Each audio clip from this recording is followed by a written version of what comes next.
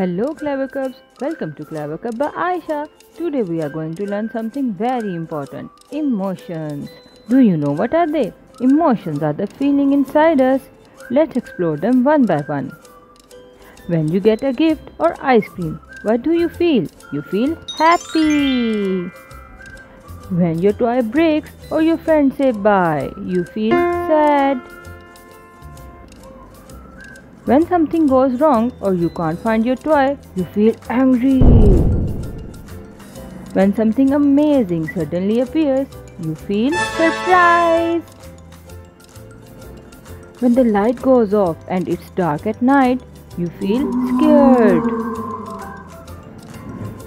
When you hug your mom or share your toy, that's called love. Now you know all the emotion inside you. Yay!